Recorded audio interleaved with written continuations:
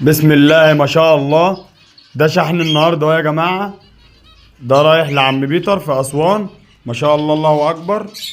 قص جاوه شغال وثلاث شبابات زبره.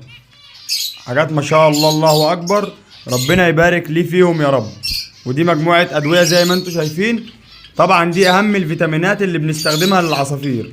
ده الكالسيوم اهو. تمام. ده الالف ده التلاتة اهي. وده السيلينيوم. وده جروفيت.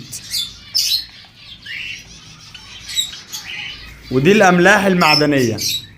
ربنا يبارك له فيهم يا رب ويديله خيرهم.